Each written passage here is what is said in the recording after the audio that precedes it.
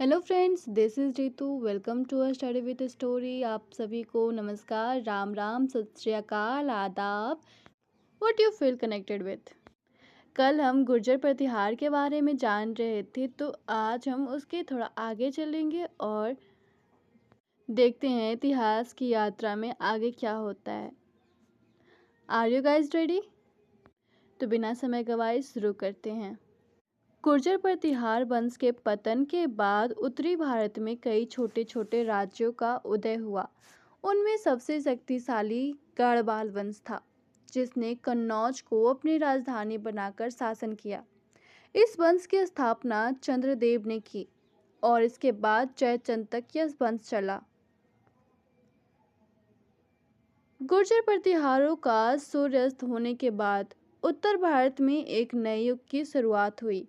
कन्नौज, जो कभी सम्राट हर्षवर्धन और गुर्जर प्रतिहारों की शान हुआ करता था, अब नए शासकों की तलाश में था। तभी एक सितारा उभरा, गढ़वाल वंश।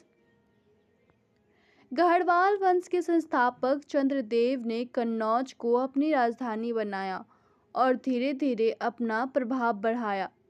उनके पुत्र गोविंद चंद्र ने अपनी ताकत से पूरे भारत पर अधिकार कर लिया। यह वह समय था जब कन्नौज फिर से समृद्ध होने लगा था। गढ़वाल राजाओं ने विशाल मंदिरों का निर्माण करवाया और कला संस्कृति को बढ़ावा दिया।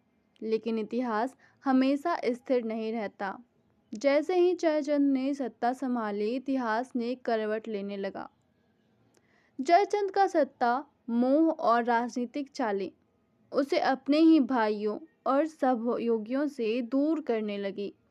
लेकिन असली विनाश तो तब शुरू हुआ जब मोहम्मद गौरी ने भारत पर चढ़ाई कर दी।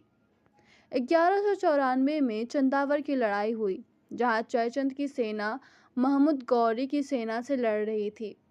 चंदावर के युद्ध में जयचंद को भारी पराजय का सामना करना पड़ा। लेकिन लड़ाई न केवल गढ़वाल वंश का अंत थी, बल्कि कन्नौज के गौरव को भी ध्वस्त कर गई। दिल्ली धीरे धीरे दिल्ली का उदय हुआ, यानी दिल्ली सल्तनत का उदय हुआ और भारत में मुस्लिम शासक की नींव पड़ी।